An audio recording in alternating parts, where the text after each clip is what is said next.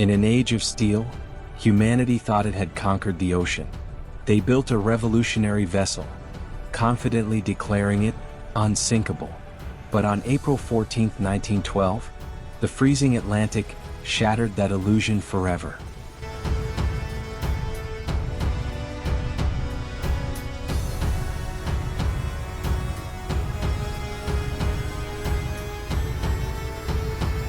I highly recommend the salmon, madam. The sauce is quite exquisite. Thank you. I shall endeavor to save room for it. Millionaires smoked imported cigars and discussed the future under glowing, luxurious crystal chandeliers.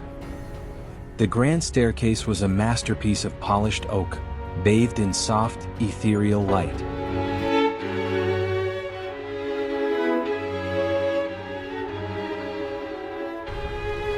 Deep below the silk and diamonds, a hidden army worked in suffocating, relentless heat. Stones, table 5. Yes, chef, right away. Hot pan coming through. To find the true soul of the ship, you traveled down to third class. For these immigrant families, the Titanic was a hopeful ticket to the American dream.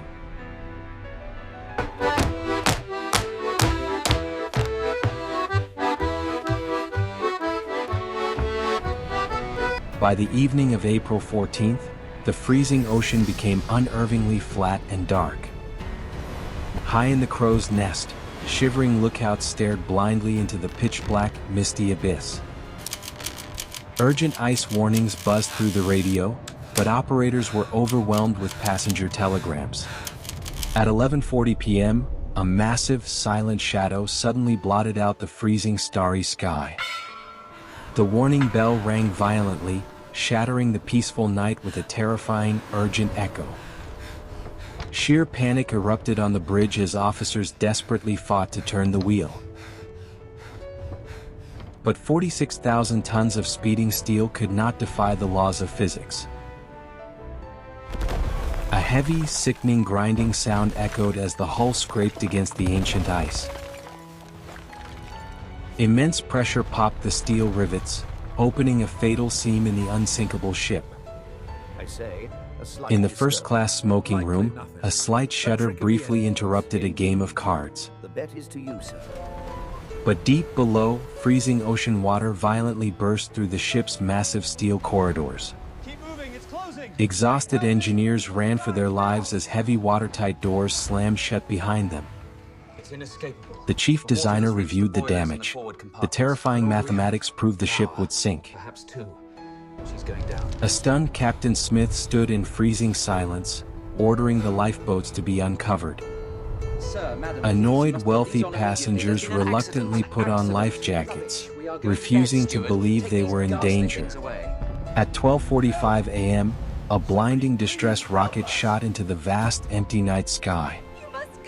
The strict order was given for the limited lifeboats. Women and children leave first. Husbands bravely stepped back in the freezing darkness, sacrificing themselves so their families lived. Through the screaming chaos, the ship's brave band played beautiful music to calm passengers.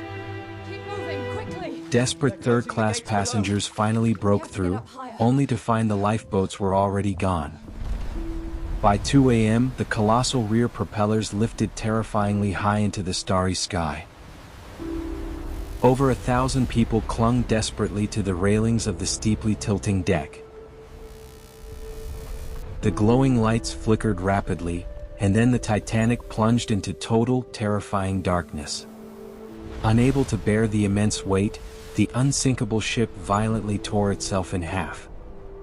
Traumatized survivors in lifeboats sat in absolute darkness, listening to cries fading into silence.